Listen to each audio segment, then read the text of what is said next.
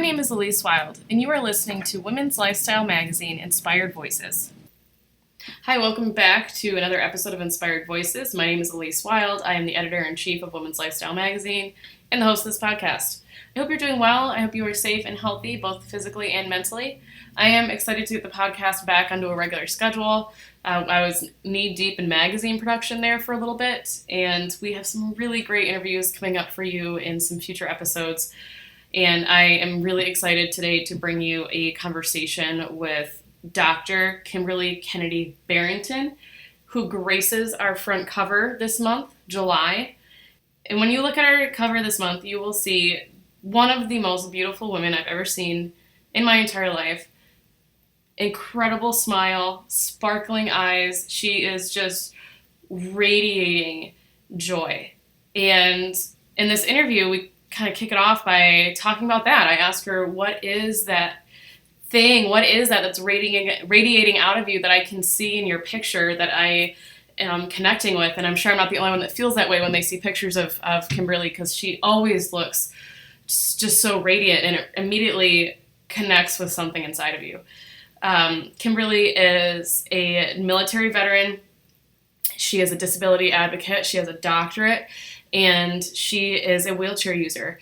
And you can read more about her story in the July edition. And in this interview, we really get into what led her into the advocacy space, who in her life helped her put the pieces together for the lens through which she views herself and the world. And she is just a goddess of inspiration. And I'm not just saying that because she is a person with a disability that is living her best life. She is a person living her best life. And I really want to emphasize that, because I think a lot of times we can, as a symptom of ableism, we can really accidentally only value people with disabilities when they're inspiring us. And that's something I think that we all need to pay attention to within ourselves and to become aware of, to break this ableist cycle. As you can tell by the length of the interview, we could have just kept on talking. So I am excited to bring you this conversation. I hope you get as much out of it as I did. And you can probably tell by the sound of my voice right now that I am just still really pumped from it. And I'm so excited to introduce you to Kim if you don't already know who she is. I encourage you to follow her on Facebook, to tune into the podcast that she hosts Tuesdays and Thursdays. And now it's going to be Tuesday, Wednesdays, and Thursdays at Kimberly Yvonne Kennedy on Facebook. So without further ado, I'm excited to bring you one of the best conversations I've had in a long, long time. Here we go. I have someone very special with me today, our cover star for the July edition, Kimberly Barrington. And Kimberly has quite the resume. She is a military veteran. She has a doctorate. She is a advocate for those living with disabilities, and she's an incredibly inspiring person. And I encourage you to pick up the July edition, or rather go to our website, womenslifestyle.com, and read the digital edition, because we are still currently not printing yet during the pandemic. So Kimberly, thank you for joining us. I am so excited. I'm giggling. I am giggling. Look, I'm going to be 54 and I am giggling. Yes, it's your birthday month. That's amazing. My birthday month. Woo-hoo! So I was really excited. I'm glad that we got to participate in your birthday a little bit by giving you the gift of being on the cover. And it's quite a gift for us, because you are such a incredibly photogenic person.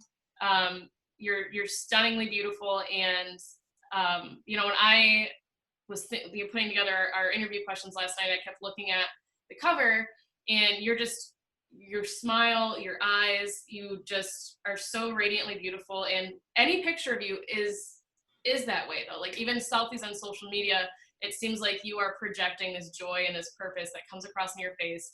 And it has an impact on me. It makes me feel inspired. It makes me feel lighter inside. And I'm sure I'm not the only one that feels that way when they look at pictures of you. Can you talk about that a little bit? Can you talk about that joy and that light and that purpose that seems to radiate from you? Well, it just reminds me of a song when I was a little girl. It was, this joy that I have, the world didn't give it and the world can't take it away. Mm. My grandmother would sing that song as she was shuffling around the kitchen, doting on me. All my cousins, they all said that I was the baby, I was the favorite. I don't know about all that. I just know I was well loved. And I think, so it was just something that was instilled in me as a little girl, that the joy that you have is something that comes from the inside. And even though sometimes our insides aren't always as good and as wonderful as they should be, because life happens, um, but just something about hearing my grandmother's voice. She just said, baby, that joy that you have, you know, the world didn't give it and they can't take it away. And so she just says, you have to find a way to feed that joy.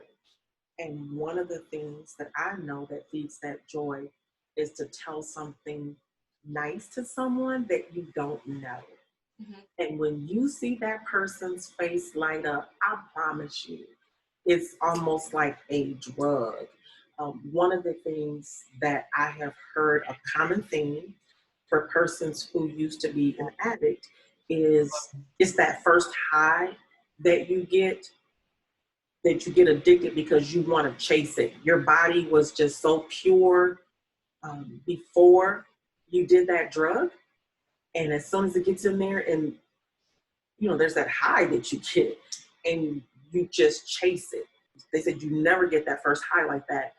But I know something that does do that for you every single time is when you say something nice and kind to somebody else.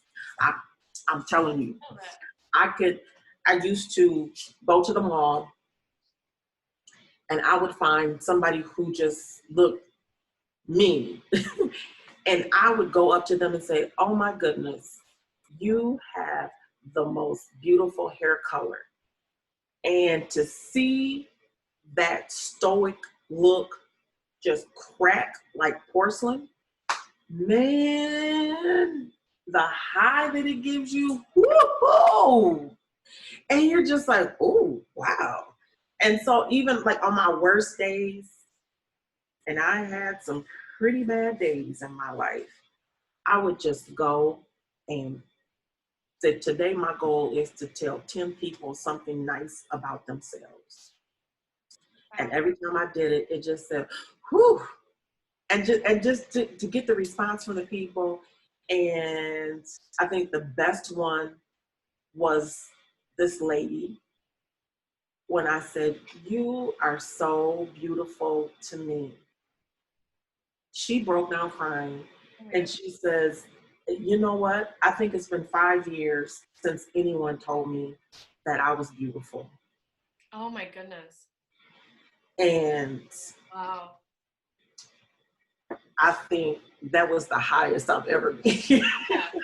I can imagine. You know, I've had several surgeries and, you know, they give you some pretty good medications during those surgeries. But, and it's just amazing how when you do that, it brings something out of you and it makes you want to smile.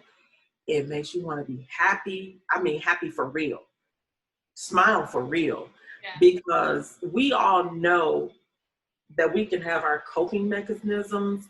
When, you know, I don't know about you, but when I was growing up, it was like whatever happens in this house stays in this house. We don't talk about it. I mean, that was from the good, the bad, the ugly. I mean, you didn't get to talk about anything that made you feel good. You didn't get to talk about something if that hurt my feelings. Just never being able to have that opportunity to express myself. And so when I decided that I was going to do it, I just thought about what my grandmother said to me. And it's like, well, how do I do that? And it's just the way she would look at me and tell me that, you know, you're beautiful, you're wonderful. God has just touched you. He has kissed you. And he's just, I mean, she just really lavished the love on me. And when she was gone, I just felt like a part of me was just gone, you know. Those are really, how you're describing your grandmother, like, I think that is the role that grandparents are supposed to play in our lives. And it's so that's such a special relationship. And when they're gone, it's such a special loss because you know that no one's ever gonna love you the same way, and it's just what a gift that she gave you. I mean, like, here you are all these years later, and like you're still living by that song. Like, that's incredible. And what's so funny is that I was born with a birthmark on my scalp. And out of that, it was a black mark. And out of the black mark came this white, I mean, just the purest white hair.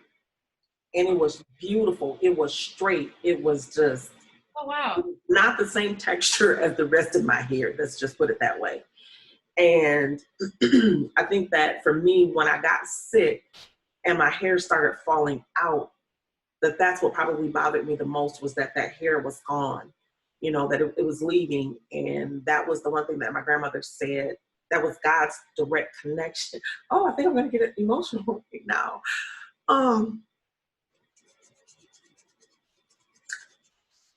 I hadn't talked about this in so long, forever.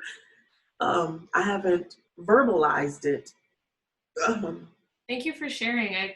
It was just something that was just always an internal, you know, conversation, an internal process. So I've never shared it with anybody until this moment. It was just something between she and I, and she would always tell me that was my special spot where, you know, God had touched me, and he put some special things inside of me in that one spot.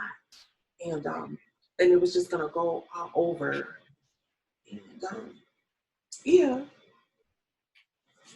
she just, whew. And then when I got sick and I started losing all of my hair, and that spot became a source of pain, you know, for me. It caused me to lose all of my hair. And I just remember going to the doctor, and he's like, well, you know, you have cancer. And he says, we're probably going to start you out on a chemo pill, and then I'm going to send you to a specialist so that we can cut all of this out. Mm-hmm. And all I could think of, well, they're going to cut my special spot away. I think that was probably the most difficult for me.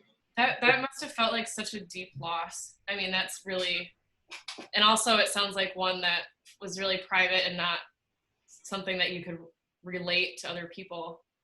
And I can't even believe that this is, I mean, in 54 years, this is the first time that I have ever vocalized that. But to me, it just shows where I have grown and able to now, I think my advocacy has really allowed me to be very transparent and feel confident in the transparency when I share.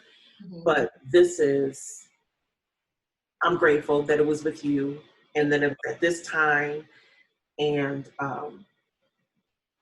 but that was so difficult, and it wasn't even anything that I could even articulate. I don't even think I had the breath to even articulate everything that I was going through.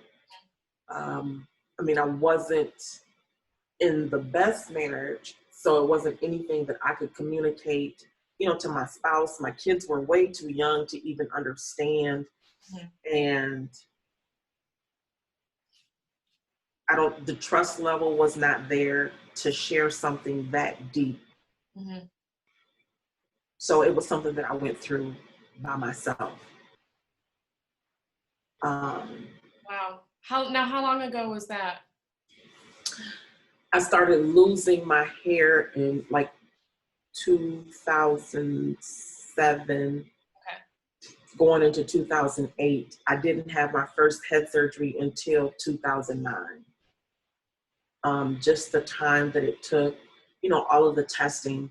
And I just remember my primary care saying to me, I need you to sign a contract. I said, who signs a contract to go to the doctor? And he said, no, because this is going to be a long haul. This is not something that's going to be short. This is something that we've never had to deal with before. What's happening in your body, the type of cancer, how it's manifesting.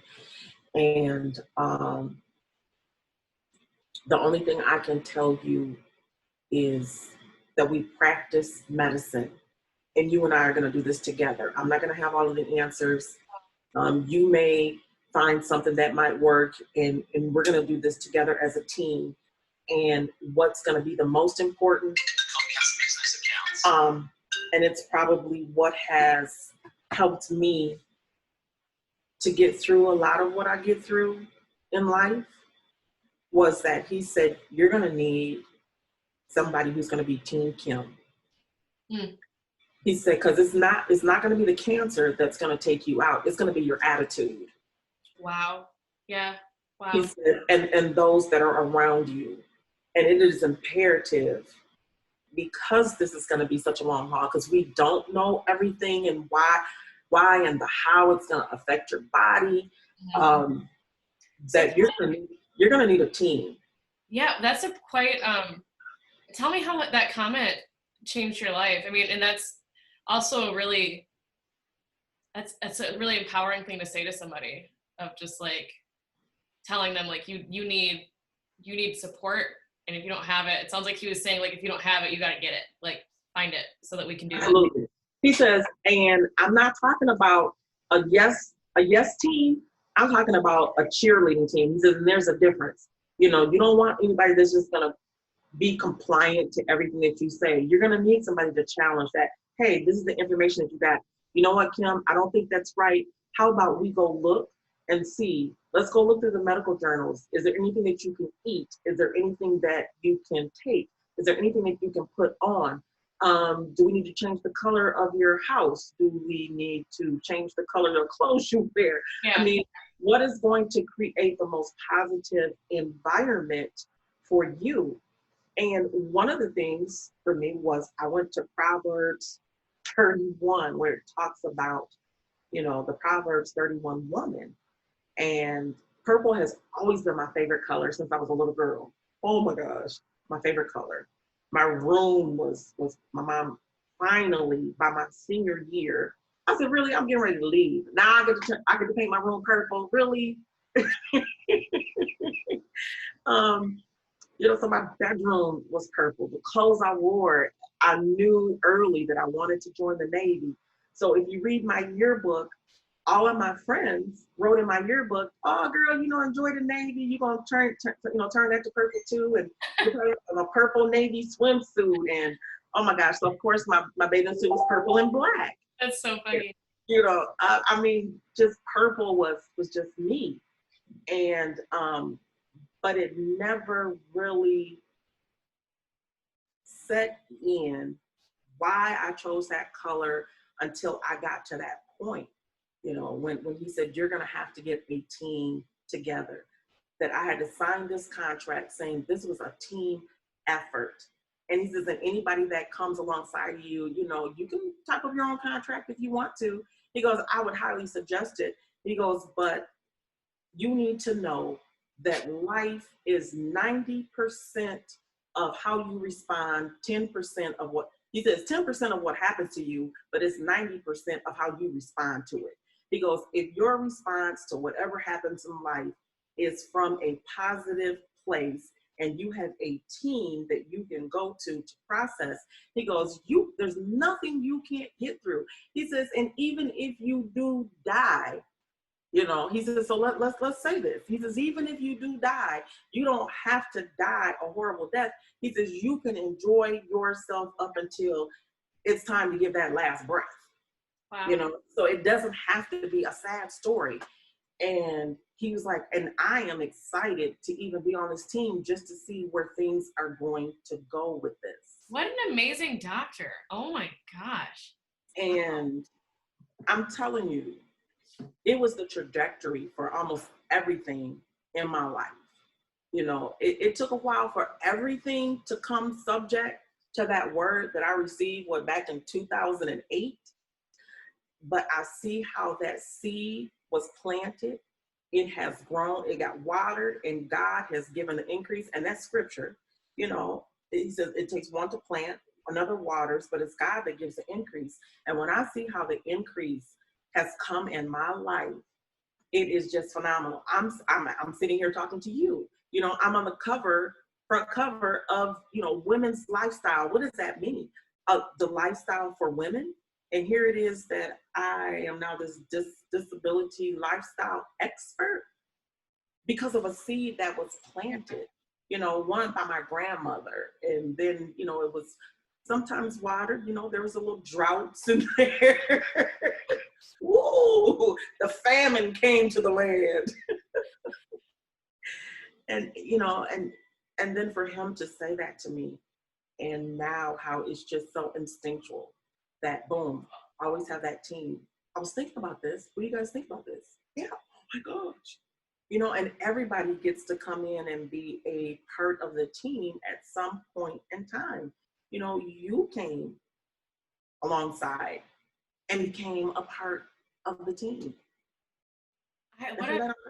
What a beautiful way to see the people that come into our lives. I love that. And I love that now it's like, now I understand, like, I can see what's behind your smile when you smile in pictures. Like, I get that that's so internalized in you now. What a beautiful way to live. It is truly ingrained. One of the things I learned a long time ago is called trace, erase, and replace. So let's trace back to where something got put in our mental tape, you know, that we've been rehearsing. Oh, guess what? One of the things about the tape recorder that I really, really love, and even now with new technology, you don't like it, hit boom, delete. Okay, I'm gonna do this again. Boom, delete. We're doing this again. I don't want that. No. Or, you know, it says when you delete something, it'll say, this content is no longer available. You know, and that's how I am really living my life. It's like, you know what, that content from 1972 is no longer available. I love that. You know, when you said this, that I couldn't, I wouldn't, I would, how about that's been erased? The content is no longer available. It has now been replaced with, I got a team. Sometimes I'm the only person on the team. I'm not waking everybody up at 2:00 in the morning. Look, oh my God, I had a thought. You know, sometimes you got to, if I say you got to work out your own soul salvation, you need to work that thing out for yourself sometimes. You have the skill. So, yeah. Oh, Kim, thanks for sharing all that. I feel so inspired now. And yeah, I know that's going to stick with me. It just gave me a lot to think about. Absolutely. I mean, you know, one of the things that I learned, again, from church is there was a lot of rumble. This church had gotten a new pastor. Okay. And everybody likes everything, though. Everybody won't change, but nobody wants to change. Everybody wants to be better, but don't want to do better. Help me make that make some sense. But and so he was really going through, and he called a pastor friend of his from Baltimore and said, man, I need you to come and speak to my congregation. You know, these are the things that I'm going through. And so those who were his supporters, he had us in his office as he was talking to him, had him on speaker. And he said, look, let me tell you guys something. He says, and then again, you know, it came right back again to me when my doctor said it about the 90-10. He said, it's only 10% of the people who really don't like you. The other 90% just go along to get along, but they don't have nothing to say. You know, and it's just the people, that 10% that are so vocal and their voices seem so loud in our head. You got to learn, you know what, I have hearing aids. When I want to hear something, this is what I do. What? What?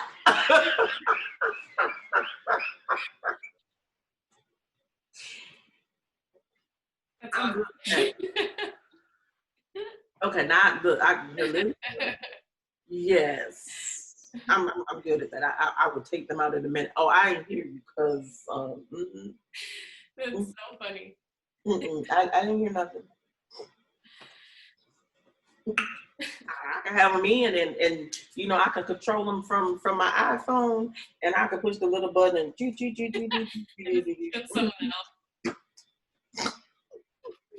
That's so true though. It's like, you know, I bet that pastor maybe already had like some doubts about his own leadership, and like when someone, you know, like the voices in our head, what we hear from other people is like what we tell ourselves. That's just, and that's really hard to change that. But like you said, delete, no longer available. Like, you know, that content is no longer available. Or, you know, now they have on there, it needs an update. That needs to be updated. Yeah. Or you need to refresh. So I love these new technical terms, and I've just internalized them for my own personal mantra. You know, it's like, oh, I need to refresh. Yeah, refresh, delete, update. I love it. Time to move on. Kim, can you tell us about your journey to becoming a wheelchair user, and, or, you know, as you said earlier, that acquiring your disability, and how that has led you to become the advocate that you are today? Because like locally, you're becoming synonymous with advocacy in the disability space. And I'm sure that's really something that you saw for yourself, you know, 10 years ago.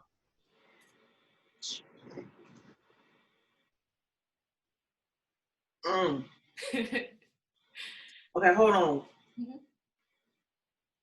I'm waiting for it. Oh. I'm waiting for the download. I'm waiting for the upload. You know, I'm waiting. All right. So that was a loaded question.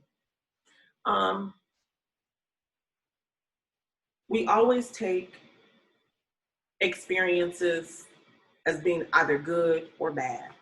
Mm-hmm. For me, I look at it as, is it helping me to grow, or is it stunting my growth? Those are two different perspectives. Yeah, that's very different. Totally different perspectives. That's really different than good or bad. That's totally different. Absolutely. Yeah. Because what's good for you might be bad for somebody else. Yeah. And, you know, what's bad for you might be good for them. And everything is not a right or a wrong. Mm-hmm. It's about how you perceive it. How is it affecting you? So is it helping me to grow, or is it stunting my growth? And when you look at it in that respect, then you get out of the blame game. One thing that irritates me above anything, stop blaming me. Don't take responsibility. Mm-hmm. I don't even care if it's in a joke. It irritates me. And the next thing I know, I'm snapping on you. And you looking at me like, why are you talking to me like that? Because I ain't like what you just said. And you didn't hear what I said. So if I snap you, oh, you're going to feel the pinch. Okay? So what projected my growth into advocacy? I've always been an advocate. Whatever situation that I've been in, I was in a domestic violent marriage. It was horrible. And I got upset because I was told I could not receive services without paying $35 an hour for them because I had income. Yeah. So I think that was probably my first time of experiencing advocacy and saying, oh, this needs to change. This needs to be better. Because I initially I was in a relationship. Okay, so right now we're talking about a history and some bad patterning. Okay. And even though it wasn't physical, there were some other pieces to it that were not good. And I didn't have a job. I was on welfare. You know, my baby was young. You know, the twins, and I have a pair and a spare. So the pair and a spare are 7 years apart. So, that's once they start getting a little bit bigger, it's like, oh wow, you can really see the age difference in them. And so I had just had the spare when I was going through all of this. So I wasn't working. Again, like I said, I was on welfare, I was on Section 8. And oh my gosh, they just had all these services and they did all these wonderful things for me. Well, years later down the road, when I had a nice car, um, was just living life and had a nice check from the VA, they said, "Oh, you have your own stability." So the services that we offer, and I said, "Wait a minute, we're gonna stop right there." So you're telling me because I came in here dressed nice, I got sunglasses on because I got a couple of black eyes, And I said, but because I drove my own car and I have my own bank account and I have on my own clothes and I was able to rent myself because at that time, one of my twins worked for the hotel. So he was able to get us a room, I want to say like at their price. So it was like $5-10 a night to stay in the Spring Hill Suites. Well, they had just built Spring Hill Suites out there by Target by I-96. So, that's nice. And, it's right, it's a Hilton hotel. So it's right next to, and she didn't know we had a room for, only $5-10 a night. She just was like, oh, wait a minute, you're in a queen suite that has a kitchenette in it that you can afford to stay in. You got your own car that you're driving in, so it's going to cost you $35 an hour to have services with us. And I said, but I'm still the same abused woman that I was, that didn't have a job, didn't have a car, didn't have any place to go but to a shelter. And so because I can afford to do something a little bit different doesn't change the fact that I'm abused. And I said, because that's what we're talking about here. So I'm going to have to pay for you to advocate for me. Whereas I said, I understand about having the material thing, but if I mentally am broke or impoverished, that's what we're talking. We're talking about mental impoverishment and emotional impoverishment, not about what I have, monetarily. Yeah, that's really shocking. That's a difference. And so I began to advocate that the services needed to be the same across the board. Let me heal, let me be better. And once I get past my crisis point, then we can talk about, well, now I can make a donation. I'll make a donation of $100. Yeah. How much, because we do. When you're a nonprofit, you sit down and you figure out, well, it cost us about $75 a person to do services, let's say for 3 months. That's how they do it in a nonprofit. So when they go to fill out the money for a grant, this is how many people we can help in, a 6-month span of time. And this is how much money we need for you. And this is how much we can spend on each person. That also includes, covering staff and their benefits and all. You figure all of that into your pricing. So for me, if I came to you in crisis, in that moment, I am impoverished straight across the board. I don't care how much money is in my bank. I don't care the fact that I was driving a Cadillac. I don't care. Yeah. In that moment, I'm in crisis and I am impoverished in my mental and emotional state. And I was livid. And you're looking at all this. I don't care because it didn't keep me from getting beat down. Yeah. Wow. There are so many issues with that. The least of which is that a lot of women who are abused, like, just because you have your own bank account doesn't mean your husband or spouse isn't checking it obsessively and using any. It's just like my mind is like reeling that would be the response, was that you would have to pay $35 an hour. $35. She said services will cost me $35 an hour. So she said, so this intake, she said, we will waive the fee and we'll just, say that this is the intake and not use it as a set. I mean, it was a session per se, intake, but any service, she says, we'll let you do this for free, but any services after that, because this is everything that we provide, coming in, with your kids, the counseling for you, your children, participate in the activities, it was going to cost me. And I just said, you know what? I serve a God that's bigger than you and your system. And that's okay. I said, he will get me through it. I said, but trust and believe. I said, I will talk to whoever I need to talk to make sure that this gets changed. It may not change for me, but anybody who comes behind me, it will be different for them. And so I think in that moment, it's just that righteous indignation that I feel that just wells up in me. And it's like, I got to do something about that. Mm-hmm. Now, was something that I needed to stay in? No, because it was just something for me in that moment. Yeah. I think there's a lot that happens.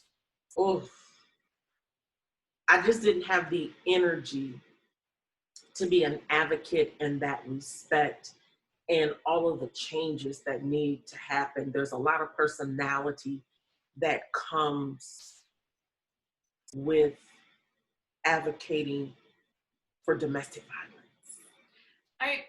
I understand what you're, I also experienced domestic violence several years ago in my mid-20s, and it was trying, I sought out help, and this man ended up stalking me. Like it went to the court system. It was really, mm-hmm. It was really stressful. And I remember almost every step of the process was I felt that righteous indignation that you're talking about, where I was just like, this can't be the way it is. This cannot be the way it is. And I kept thinking about all the other women that were trying to use this system for support that were maybe didn't have the access to their own car like I did, or didn't have access to their own phone like I did. And but at that time, I needed to heal. I needed to mm-hmm. I needed to sort through all of the stuff I was going through and figure out what led me there, and what about myself did I not value enough that I was seeking out relationships that were abusive, so on and so forth. But today, now, 7 years later, I feel finally prepared to speak about it and to talk to other people, and realizing that is a long journey to advocacy. And just because you're going through something in the moment, that when you're recognizing that the systems in place make that moment harder, doesn't necessarily mean you have to start advocating right then, because you probably wouldn't even be able to realistically, No. Yeah. No. And it tied that particular advocacy tied into way too many other things that I personally was not prepared to deal with. Okay. Mm-hmm. To grow from. So it was so it wasn't a place that I stayed. And then when I had my stroke at 47, it brought everything around full circle. Okay. It brought everything around full circle. The reason behind the stroke, and I saw more disparity with a physical disability and the need for advocacy than those things that you can hide. Okay. And we as a society love to hide things. Mm-hmm. Everything is a secret. Mm-hmm. But when, you're like, dude, you can't hide that. I couldn't hide the fact that I lost all of my hair. I couldn't hide that I was having, these surgeries repeatedly. It was 5 head surgeries. Right. And after I had the 5th one, then I'm like, well, why can't I talk? I just been coughing a lot, something else is going on. they're doing my blood work and they're like, well, you're having the head surgeries, but your numbers are still high. We don't know where the cancer is. It's like we think that, okay, it was concentrated here. We're doing surgeries and your numbers still aren't going down. As a matter of fact, they're still higher. And I said, well, something is going on with my throat. Something's going on with my vocal cords. Don't know. I get winded when I talk. I start coughing a lot. And my acid reflux is acting up. They're like, okay, well, we need to see what's going on. And I started having difficulty swallowing. And I had just had the head surgery that April, and they had scheduled me for a biopsy to see what was going on. They did an ultrasound and said, oh, you've got, these nodules that are all on your thyroid. That's why you're having all these problems. So we're going to go ahead and so they did the biopsy, and it came back that, oh, you got cancer. I said, what can I do? I said, I got the what? So, I said, yeah, you got the cancer. You know how old people do, anything with a the in front of it. And so you got the cancer. And we need you to come here. They called me on Thursday and said, we need you here in Ann Arbor on Monday. Surgery is at 6 a.m. on Tuesday. I said, what? Oh, no, wait a minute. I haven't even processed, first of all, that, all right, I have thyroid cancer. And don't you have to do something like a chemo, radiation? I said, I've been taking a pill. And they're like, no, ma'am. They were like, this is touching 5 areas in here. It's on an artery. It's on the muscle in the neck. Because, it would hurt to even turn my head. And they were like, and it's on, it's sitting on your vocal cord. So that's what's causing, that problem. It's on your vocal cord. It's on your parathyroid. It's on your thyroid. All of that's we got to get in there and get all of that out. And I said, okay, this is Thursday. Don't y'all know I'm 2 classes away? This is one more class after the class I'm in right now. We only got 2 more weeks left in this class. And I will have my master's. I've been trying to do this forever, and because my teacher, because I was in class when they called me, and my teacher was just like, Miss Kennedy. I was like, what? It's the hospital. This is Ann Arbor. I got to take this. I said, I'll be right back. And all they heard was I shut the door, stood outside the classroom, and all my classmates, all they heard was just wailing. And they all rushed. And it just... Oh my goodness. Moment. How they all... I fell to the floor. And I was like, Lord, after everything I've been through, I said, are you serious? And oh my gosh. And they all just got on the floor with me, and they all began to cry with me. And man. Wow. Yeah. Wow. Elyse, you're just all this stuff. What a moment. Holy cow. Like, and the teacher, he just, when I tell you that he just cried, he was crying harder than I was. He was apologizing for reprimanding me for taking a call in class, and just. What did that feel like for you to have your classmates and your teacher rush to you and be with you and cry with you and get on the floor with you? What was that? What did that moment feel like? The ultimate Team Kim. Yeah. Okay. I can see that. It was, it took me right back to the beginning, 2009. I mean, this is now 2013, and it took me again, planting of those seeds, and how it's amazing. You attract to you the things that are on the inside of you. When people say, well, how do you keep getting into these domestic violent relationships, because there's something that's broken in you, and people who are predators see the brokenness and they just gravitate towards it. And when you start to grow and heal and mend that, then other type of people start gravitating towards you. You know, they gravitate towards the energy to heal, that energy to be better. And so then you start to find yourself around different type of people that are just drawn to you, and you start doing things that are different. And so being in that moment, I saw growth in myself, number one. Because people subconsciously do not like to attach themselves to anything that they feel is not going to be beneficial to themselves or to others, or where they can see some sort of return on their investment. Yeah, however they invest in you, then they want to see what that return is going to be.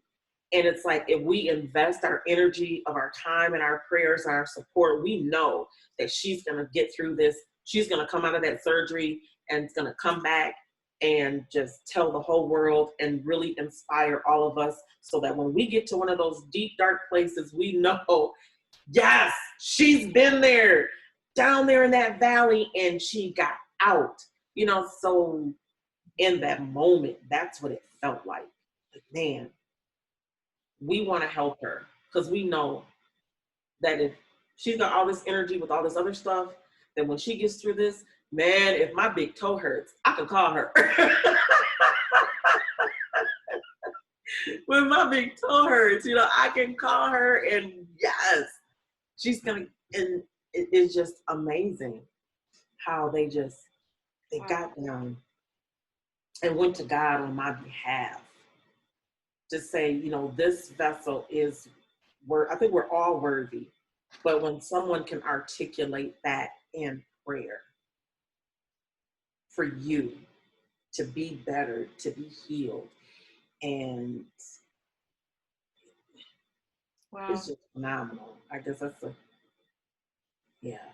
What an experience. What an experience that I'm sure not many people probably get to have that experience. Wow.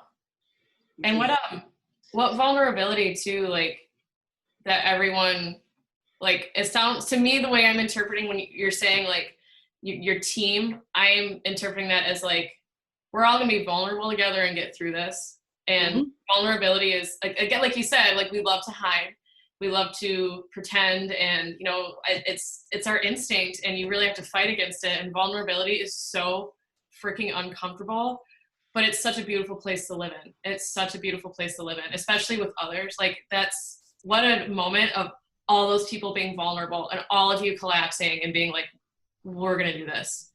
That's incredible. And everybody doesn't like to go there. You know, people think like, oh my God, that's a sad place to be. You know, when we were talking, and I love it, because once you get to that point, you like staying there. You find things where, oh my gosh, look how I've grown. Yeah. And then it's just like the tears that come. It's like, I'm so happy. And if you've always associated tears and remembering with something negative, then that's your immediate response, and you immediately try to shut that down, and you don't allow it to do what it could do for you. You know, and I'm sure that you have found this as you hear people's story, you can find a place where you're in it.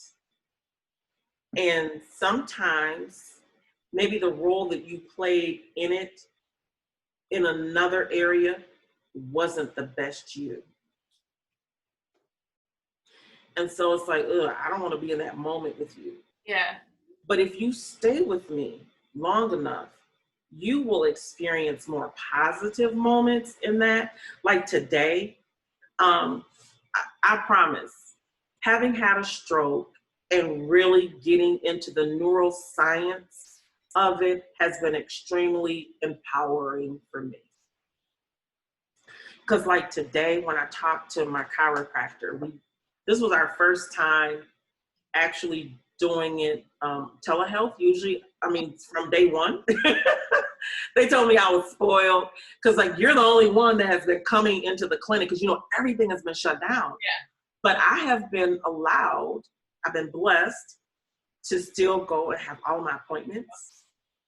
So that means I've been COVID free. Thank you, Jesus. I'm not a carrier. I ain't got the cooties. I'm cootie free. You can be around me.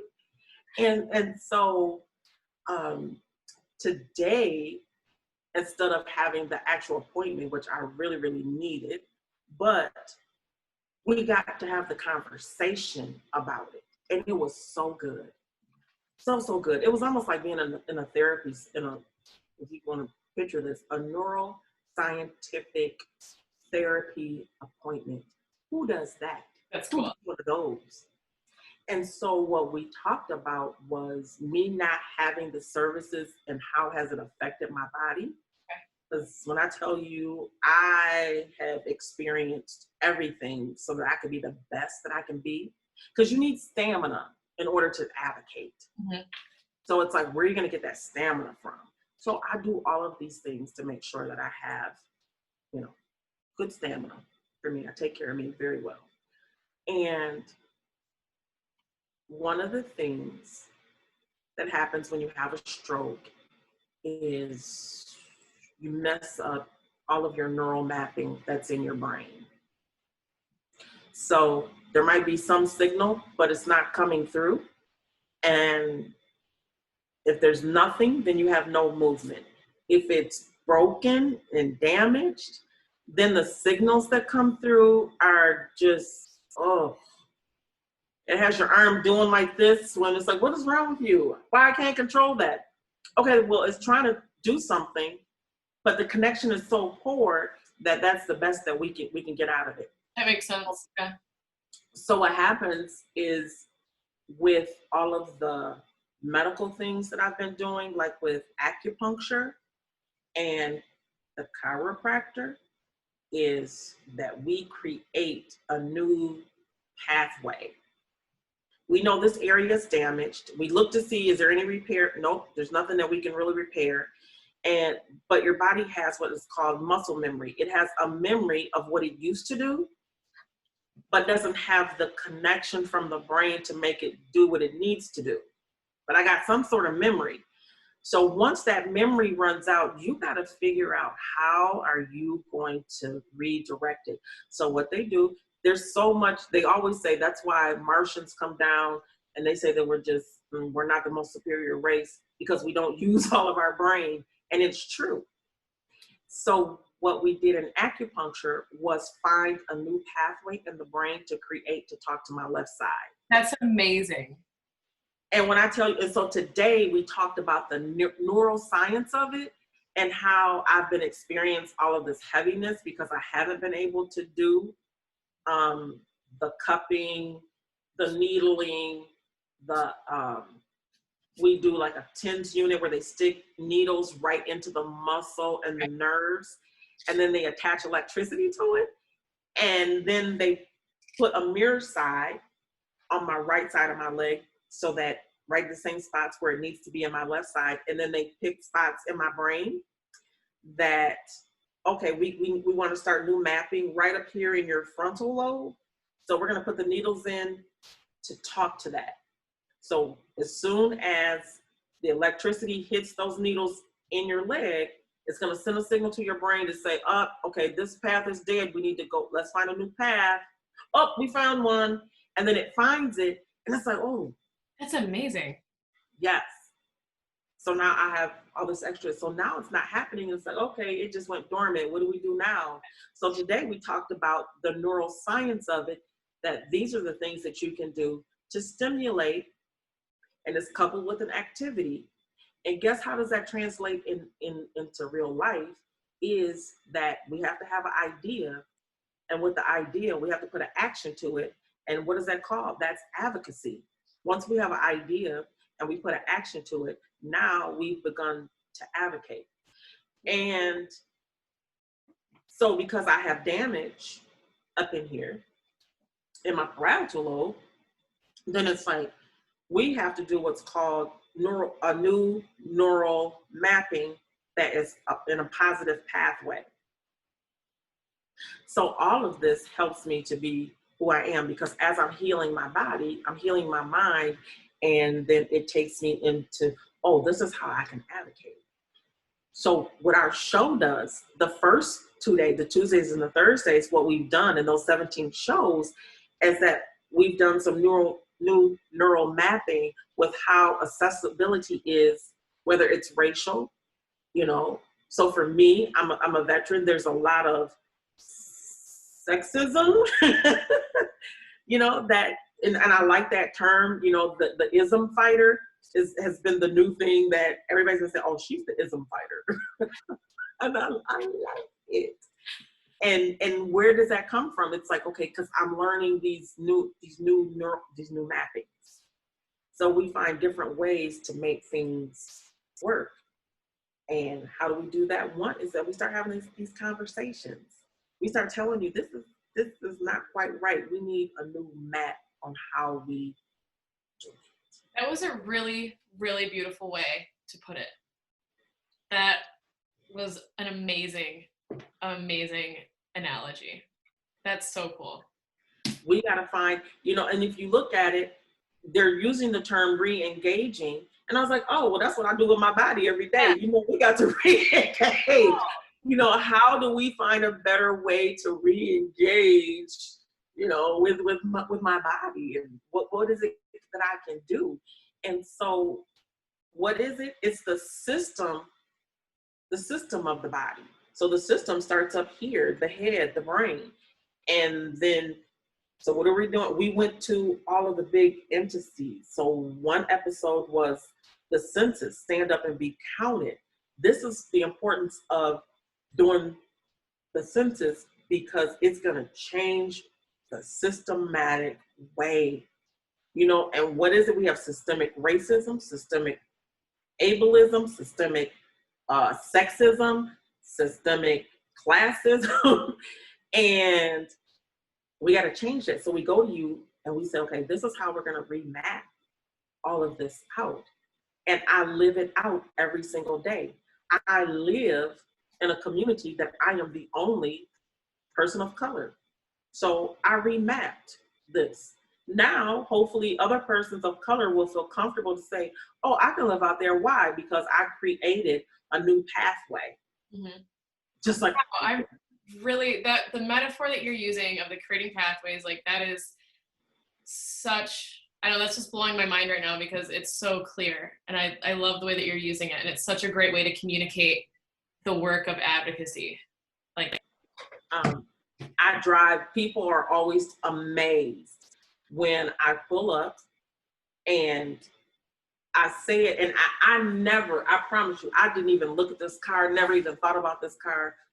Range Rover was never, ever in my purview. And that's why it makes it just so awesome, because it wasn't anything that I ever thought about, anything I ever wanted, but God knew, because again, it's creating a whole new pathway. And the VA bought it. That's the crazy thing about it, is that because of my disability, you get a vehicle. This is how much money you have. They tell you how much money you have. I knew I only wanted to put an extra $5,000 or $10,000 with whatever I purchased.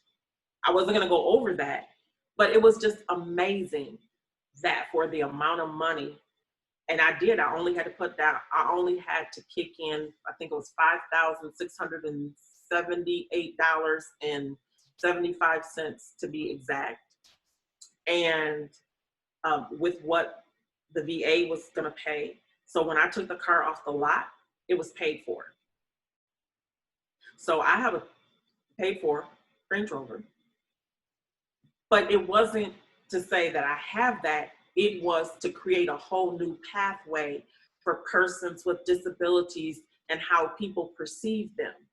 Because we went with a bunch of donors, Progressive A&E, we call them shameless shout outs, designed the new Mary Free bed. Why? And as a person with a disability, they want all these endorsements. So we're going through, as we were building up to the absolutely accessible Kent, to show people about universal designs. So when I got there, we did the whole, we did the whole tour. We all had the conversation. Everything went wonderful. And of course, everybody likes that feel good. We want to assist you to get on the go bus. This is why God gave me the card. Okay? For a bunch of other reasons, but for what I needed to do for this advocacy and what we call systemic ableist thinking. All right? Y'all look it up if you don't understand anything I just said. Watch me, you'll find out. Tune in Tuesdays and Thursdays. Tuesday, Wednesday, and now. All right. At 4 p.m. Another shameless plug. And so, and so while all of these, and I'm going to call them big muckety mucks, folks that can write those, $50,000 and $100,000 checks, put their names on rooms. They're all excited that they did this feel good thing. They were able to pitch in. All right. Now follow me real close, because watch what happens.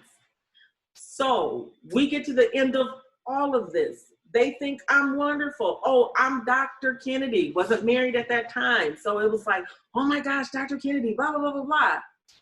But when it was time for everybody to leave and the go buses were parked out front, so which go bus are you getting on? Damn. Oh, can you come?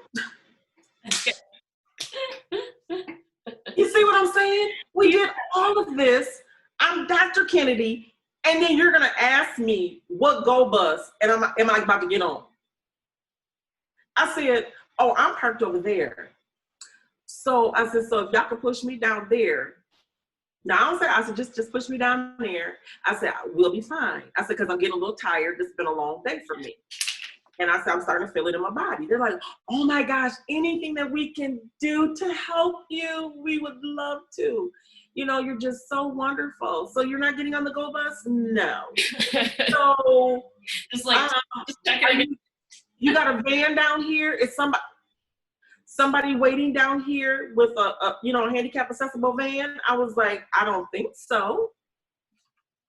They were like, well, how are you getting home? I said, right there to my car. I said, if you could just get me there. I said, all I need you to do is just get me there. And if you can put my chair in for me, I would really appreciate it. And I said, because I'm getting really tired. Oh my God, Dr. Kennedy, yes, whatever we can do for you, we want to do. And I said, okay, we're here at my car. They're like, this is a Range Rover. I said, I know, this is my car. Okay, you can see the people out there can't see my face. You see my face? Yeah, this is, holy cow. All of a sudden it went from, oh, they were doing the best thing, they were helping me. Then it turned into, and I quote, what the hell? You driving better than I am. What is this about? So, which is a very loaded comment that really gives insight into systemic ableism. Like you're not supposed, what I hear is you're not supposed to be driving better than I am. That's what I hear when I hear that comment. Wow. And that's why on the article, why it was imperative that there was no interpretation, but it needed to be directly translated. Yeah. What happened? Yeah. So now you understand why I said, this has to be changed. Let me tell it in my words, and I'm going to tell you why, because it had greater impact. When you read what they stood for, and then, like, this is what they want to do. So you have to have the picture. We all understand when we paint a picture. So you see, this is what their mission was, right? That everybody leave so that everybody, and that's big, that everybody as a community make sure that persons in West Michigan have this better life. That's so it's imperative that be stated. So when you ask me, who is my role model? And I begin to tell you what I have experienced. And so I am my own role model. And how, I saw a post the other day on Facebook that said, for all white people, you need to do a daily check. on am I a racist? And so it gave all these different ways that you can be a racist. And it's like, see, I told you, you still who you are. You know, you need to really check yourself. So again, every single opportunity to me is an opportunity to teach and to be an advocate. And sometimes I have to be an advocate to the ableist, you know, to teach them, babe, let me show you the other side. Let me show you where this is. I'm going to walk you through all this bad thinking that you have. Or Joyce Myers likes to say, shameless plug, she likes to say that stinking thinking. Yeah. And how it is so subtly ingrained in everything that we do that we don't even realize that we're doing it, because it's something that we've always done. It's always been that way. And so nobody has ever challenged us. We never had to think anything different. And we thought that we were okay. Which leads back to, as you were saying before, the creating new pathways within ourselves and within society. Like, yeah. Wow. And I promise you, it's bigger than life, it's bigger than the sky. All of this stuff that we have and we don't even realize it. It's like cleaning out a puncture wound. We just want to scrape off the top, you know, and put the Band-Aid back on. But when you have to clean something out, I'm telling you, it's terrible. We can't even ease off the Band-Aid anymore. We just got to rip it off, feel that initial sting, which the pandemic did. You know, it just ripped the Band-Aid off. It is stinging. We're still stinging. We haven't even begun to allow anybody to put some salve, because guess what? There was a scab that was up underneath the Band-Aid. And so now we got to pick all that, you know, the nasty scab off so that we can even get down to the wound. And that is where advocacy comes in. And I believe that God has just really gifted me when, you know, people like to say, oh, you know what, the Lord gonna heal you, and now you need to write me a check for that. No. He'll heal you if you write me a check. So that's why I'm still in the chair, because I ain't wrote all them checks to all these people. But you know, but seriously, there has to be an example.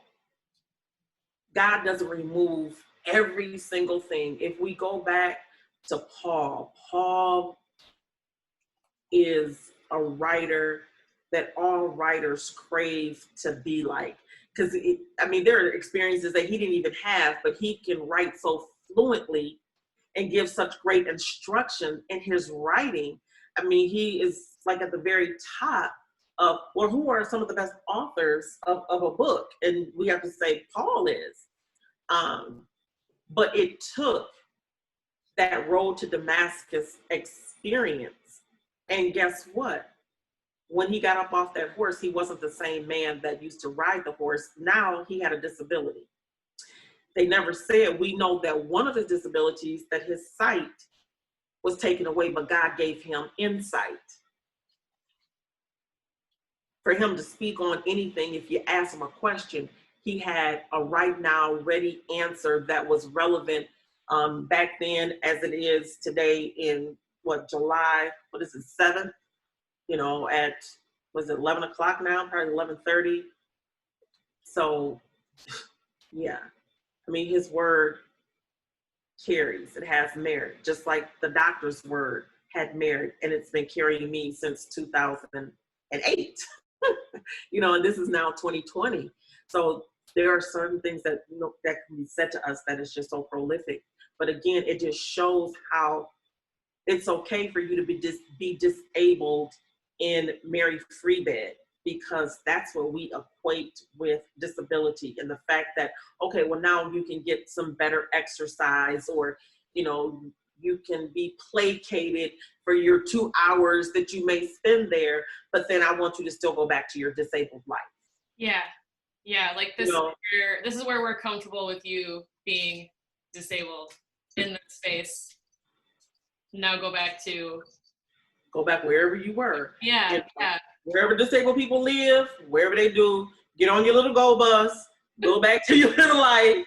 You know, I'm not expecting you to get in, you know, this type of car and go to Byron Center. I mean, when you think of Byron Center, what do you think about?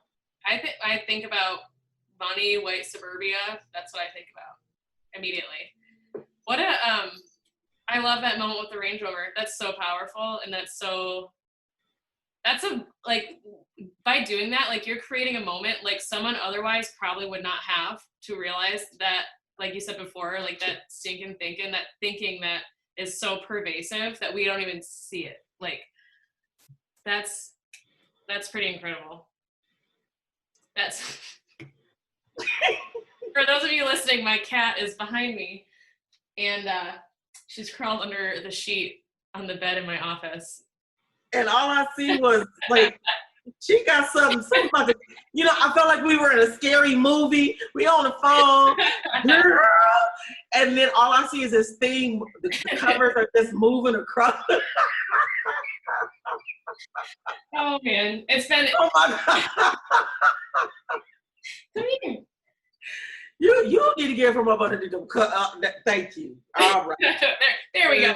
It's just like, hello. That did look horrifying for a second though. Ooh, that scared me.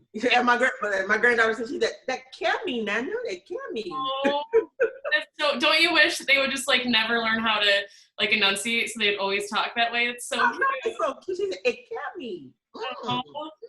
How old is she? 5. 5? Oh, what a fun. She used to do that when she was 2. Yeah. 2 is when they really start having that good language and they really think they know things. So she's about 2 and a half. She said, it can't me. No, it can't me.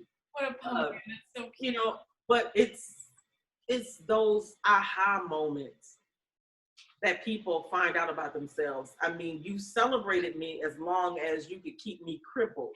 But when you saw that I had moved beyond, again, it goes back to the beginning of the conversation, that it's not what's out here, but you could be crippled up here in your mind, in your emotions, in your thoughts, you know, in your lifestyle. And when you see that, oh, okay, you're crippled, you need to stay right there. But now you're over here and it's like, oh. Yeah. Oh. You're not supposed to be there. Like, you're not, nah. Crippledness has, you know, handicappedness has a lifestyle to it. You know, you just, you doing this. You know, so, I mean, I know, I purposely have learned, in order to keep my sanity, to keep my personal business off of social media. You know, so I made the announcement, oh, I was engaged. They were like, what? And then I was, you know, this is how close I did it. It was like I announced that I was engaged, and then 2 weeks later said, oh, I'm married. And left it at that. And so, and I don't post any personal pictures of us. We don't talk on each other's page. You know how some people like, oh yeah, we all in love, we married, we gotta be all on each other. No, we not on each other's pages like that. You know, if we do things, anything that I post of us together, it's, oh, okay, we're at the State of the Union address by the governor. Mm-hmm. And this is you know, we're taking a picture. We took a picture of us with the, our Secretary of State, you know, her and her husband. So we did a husband and wife type picture. We took pictures with the Speaker of the House, you know, Brother Mike, you know, those kind of things. You know, I post those kind of pictures, like, yeah. But our personal life, so even that is still like advocacy, showing like, oh, what? Mm-hmm. You know, or hey, we went to the governor's house for a Christmas party and I posted a couple of pictures, you know, I gave her a gift, and, you know, so of course they're doing the photo op thing, you know, so we all have to, you know, do our little thing for the photo op, and us having conversations. So, I mean, it's a lot of that. And those are the pictures that I choose to share because it is subliminally advocacy. Yep. Showing I'm showing you by precept and example. These are the things, if you give us an opportunity, what we can be, what we can do. All we're asking for is a hand up, not a handout. Oh man, You that's a know, powerful statement. I love and it's like, so when I go, uh, one of my jobs as an advocate is, you know, the lobbyists will say that there's such and such and such that's going on. Who's going to come up here and speak about that? Or we need money for our budget line to be increased for the Centers for Independent Living. We have 15 across the state of Michigan. Oh, we know who to get. and so I spent a lot of time at the Capitol. And I go up there and I testify before, you know, the sub-appropriation committees, you know, the senators and Congress, blah, blah, this is what we need done. And I say to them all the time, I am, and my name is, you know, doctor, and this is what I do. This is what my doctorate degree is in. And these are some of the things that I have accomplished personally. And then this is what we've done collectively. And they just sit there like, oh. And the last time that I went was right before we shut down. I think it was like March 4th. And unfortunately, you know, and I have this on video, the young lady that they asked to come alongside this particular time to give her testimony, she is not as articulate. She is, and this is no disrespect, but she epitomizes what people make an assumption about persons with disabilities, and just how they were placating her. I was angry. I mean, it just, again, that something wells up in me. And it's like, you're doing it again. And then when I came to the mic, because this is what, I mean, you guys can't see it, but you can. They were like this. As she's talking, they're like, mm-hmm, mm-hmm. And then they said, we also have here Dr. Kennedy. Well, Dr. Kennedy-Barrington, they hyphenated because at this point I'm married, because this is March. Got married last October. And I said, good morning. And thank you for, you know, allowing this. And watch, now you watching, right? Body language totally changed. Totally changed. Wow. That's listening body language. Right. Yeah. And so it's like, this is who I am. This is what I do. This is what I have accomplished. This is what I continually work on in the community. And this is my ask of you, is that, is my story the norm? No, it is not. But can all have the ability to achieve it? Absolutely. They just need the opportunity. And today I'm asking you to make sure that we have a budget line. I said that is in direct proportion for persons with disability to earn wages that will afford them a better lifestyle, because they all, you know, deserve that. Even if they didn't have a disability. I believe, again, the ism fighter, because racism, sexism, and classism will also keep you down, along with ableism. Mm-hmm. Mm-hmm. So again, it's like, we need to say, hey, you know, how many African Americans and how many women, they're still writing articles saying that we don't earn as much as our white privileged counterparts. We're just not. And we deserve to earn a wage that is, again, based on our level of education or understanding or our level of experience. We should get paid the same amount that you're getting paid. But we know that it doesn't happen. But just their change immediately, because I was able to articulate succinctly what it is that I want you to do and how I want you to do it. We're not going to sit and rehearse the problem, because we all know what the problem is. But I'm here to offer you a solution. This is how we solve this problem. And I am the product of, if you did it, you know, on a, you know, state level, on a global level, look what you could have. But it was because a Center for Independent Living saw I was really trying, but just needed that hand up, not a hand out, but a hand up. And once they reached that hand, so that's why it was imperative that, you know, the narrative at the end shows the relationship that disability, another shameless plug, disability advocates, once they are there to help you live a self-directed life if that's what you want. And I am living proof. This is what a self-directed life looks like at its finest. Wow. Kim, thank you so much for, you've given me so much to think about. I really love the terms in which you've put advocacy. And I really am so glad to draw attention to ableism, because and my thinking is, I think that's the last ism people consider. I think it's at the bottom of the ism list, which but it's a, I mean, not that there's not an ism Olympics, but ableism has such a horrendous impact on people's quality of life. And I think it really can really rob people of, as you said, a self-directed life, which is something, don't we all want that? A self-directed life? That's incredible. I mean, there are people that have no disability that want a self-directed life. Yeah. And it's not even said to them. Like, oh, okay, Elyse Pumpkin, when you grow up, babe, you know, what I want for you is to live a self-directed life. Has anybody ever said that to you? So I decided to cut the interview with Kimberly off right there at that point. After that question, we discussed my plans for the rest of the day, which was to go to my sister-in-law's birthday lunch, very small birthday lunch. And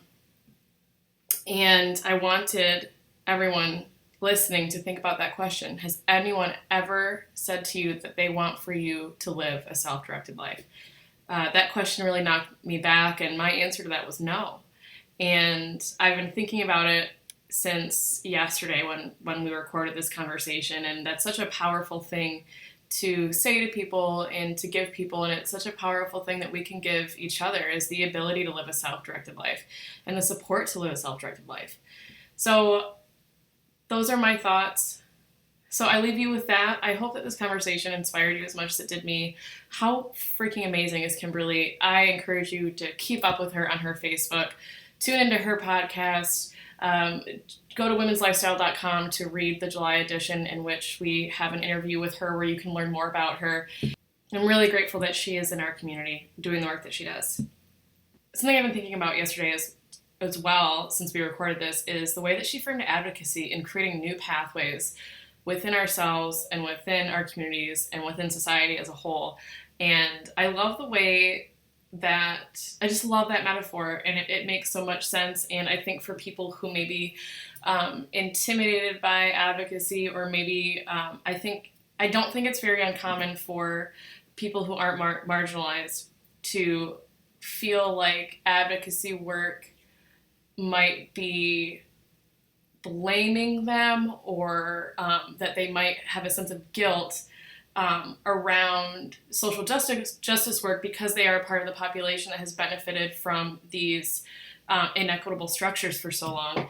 And that certainly isn't the case. And I do, in my experience, I have seen people seem to shy away from it, and my sense is it's because of that. It's because they feel blamed, or they feel guilty, or that the work doesn't apply to them, so it's not for them, or they don't need to care. But the way that she put it was just so beautiful, and it made so much sense. And I think that's such a really palatable way to explain it to somebody who maybe doesn't understand why advocacy is so important in our mainstream culture. It's not just for these little grassroots social justice pockets. It's essential that it takes place within our larger society. So anyways, that's just something I've been thinking about since yesterday, and I hope that you also carry that with you too. And right now is such a opportune time to educate yourself about advocacy. Get involved where you can if it's not something you were involved in before, because we do have an opportunity to rebuild a better world, starting with rebuilding our communities as we come out of the pandemic. And I leave you with that. Those are my thoughts. I am so grateful to have shared this conversation with you. I hope you have an amazing week. I hope that you and your loved ones stay safe and healthy. Thanks for listening. To stay in touch with us, please visit www.womenslifestyle.com and sign up for our newsletter. You can also listen to this podcast on YouTube. Our YouTube channel is Women's Lifestyle, all one word. If you have any ideas for a podcast episode, or if you'd like to hear from someone we haven't interviewed yet, please reach out to me at elyse@womenslifestyle.com. That's Elyse at womenslifestyle.com. I hope you are all staying healthy and staying safe, and thank you so much for listening.